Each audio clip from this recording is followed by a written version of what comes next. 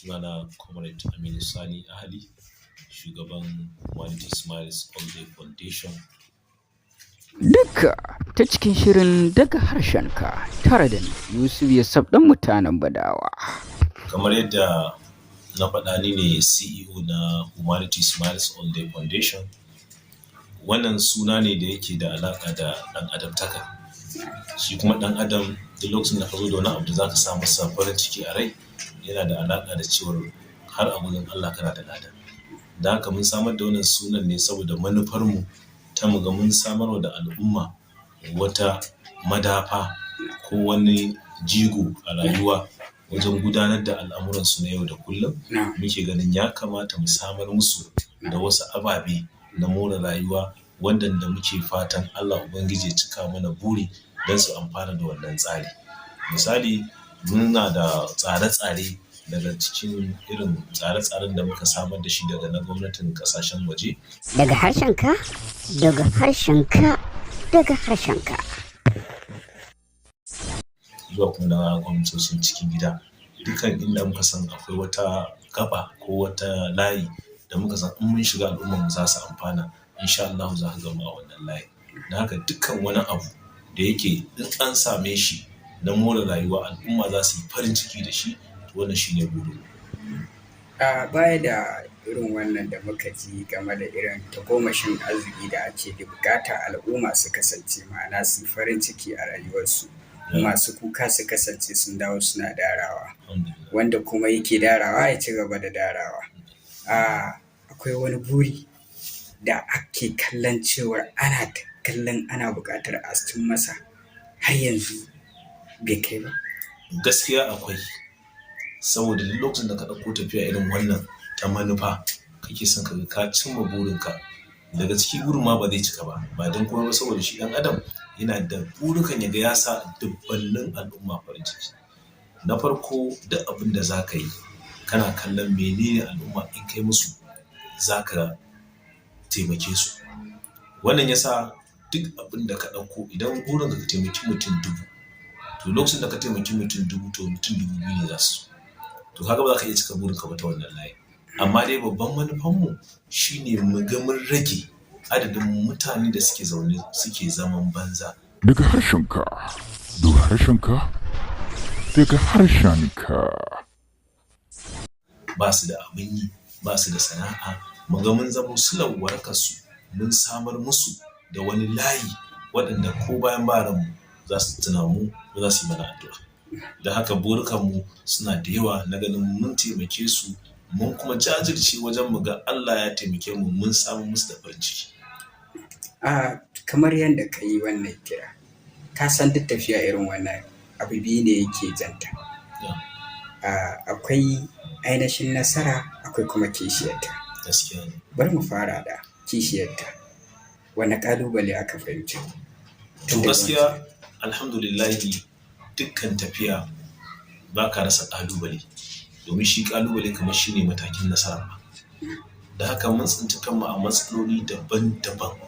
Kaga kana son ka zo da wani tsari da al'umma za su amfana, kaga ka fito da shi, ka zo da shi, babban burinka ce al'umman nan sun mori wannan abin da ka zo da shi. Wani abin sai ka zo ka kusa kaiwa gaci sai kaga an samu jinkiri. Wannan abu mu ƙalubale ba don kuma ba saboda dubban mutane da suka yarda da mu muka yi musu alƙawari cewa akwai wani tsari da za mu zo musu da shi wanda in Allah ya yarda za su mora, za su amfana, za su ji daɗi, sannan kuma a samu jinkiri. Wannan ƙalubale ne a gurin. Sannan akwai ƙalubale na abokanan aiki wanda shi ma za ka ga cewa a cikin mutanen da kake tare da su wani yana tare da kai amma baya son cin nasararka. Wani yana zaune da kai gani yake ɗauki labarin ka ba kai. Wannan ƙalubale.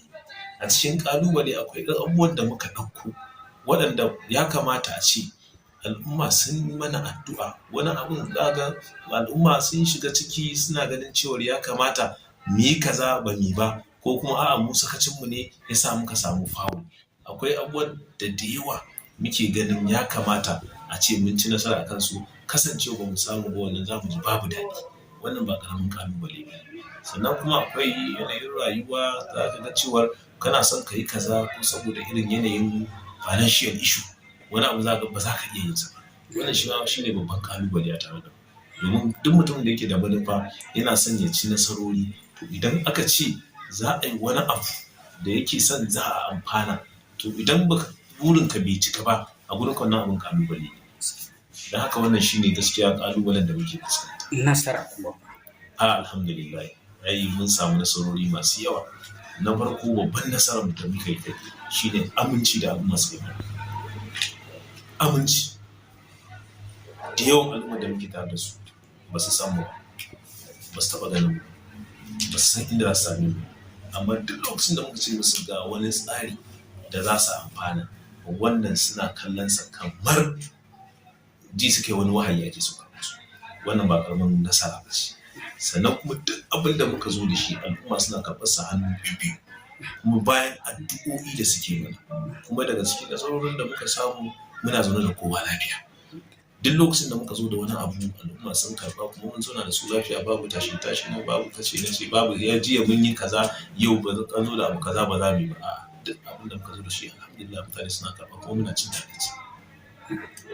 a cikin gwagwarmaya akwai abin da za ka iya riƙewa ka ce ba zan taɓa mantawa da wannan abun ba, saboda na tuna shi raina kawai yana ɓaci yayin da na je neman sa. Wato magana ta gaskiya akwai.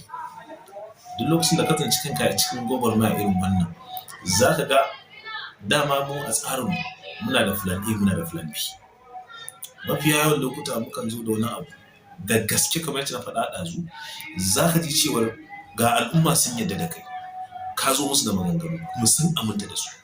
Sai an je wataƙila lokacin da za a fara gabatar da wannan shirin sai ga abin ya wargatse, ko kuma a'a sai ka ji wani abin baka same shi yadda kake so ba, kuma nan al'umma sun zuba ido suna kallon ka. Akwai wani lokaci da muka zo muka bar gari ya gari muka tafi har Abuja, wannan abu na taɓa manta da shi a rayuwata. Muka tafi har Abuja don ganin wani babba a ƙasa wanda ya jagoranci tafiyar, sai da muka je kawai kashe abu muna tafi da wannan abu ba zan taɓa manta da shi. Da haka akwai abubuwa da yawa wanda ina tuna sarai na ɓaci. Akwai lokacin da muka je wata Abuja, muka je wata samina, muka ga wanda mun tura sama da mutum 1,100 kaza, yana zuwa muka je muna tattauna ya makoma al'umma ya ce wannan makomar ta ƙare, ba sai dai mutum da samu. Akwai abubuwa da inda tuna su zuciyata tana min bata, amma saboda aminci na wasu abubuwan ma ba ma iya gaya musu halin da ake ciki. Wasu abubuwan kawai sai dai mu bari kawai saboda muna da hanyoyi da muke sa ran za mu sakanta wa al'umma da muke tare da su. Amma dai kalubale da irin abubuwan da yawa an sha shi da su. Baya da wannan, za ka iya tuna wani abu da yake sa ka farin ciki a cikin wannan tafiya taka? Wato babban abin da yake sa ni farin ciki, duk abin da nake mahaifiyata tana kallo a cikin duk gidajen da na kirkira, duk abin da nake mahaifiyata tana ji. Idan aka yabe ni tana jin daɗi, da haka lokacin da take jin daɗi wannan farin cikin da take nima yana sa ni farin ciki. Lokacin da ake mata addu'a, mahaifina ya mutu ana masa addu'a, wannan nasarar da na samu ba ƙaramin nasara ba, domin ka yi abin da za a yi wa iyayenka addu'a suna raye kuma suna ji, wannan ba ƙaramin nasara ba ce. Daga ƙarshe wanda kira za a yi duba ga yanayin lokaci? To babban kiranmu na farko kira ne ga abokanan gwagwarmaya. Na farko duk abin da za mu yi ya zamanto muna da manufa. Manufanmu ta farko shine duk abin da ka ɗauko sai ka yi haƙuri, sai ka jajirce, sai ka yi juriya. Wannan su ne matakin nasara. Duk wanda ka gan shi ya yi nasara ba rana ɗaya kawai ya fara ba. Da haka saboda yanayi da kake kallo akwai abubuwa da za mu iya bayarwa, amma dai alhamdulillah abokananmu da muke faɗi tashi da su duk mu haɗu kai da al'umma mu gaci gaskiya. Muna godiya. Muna godiya.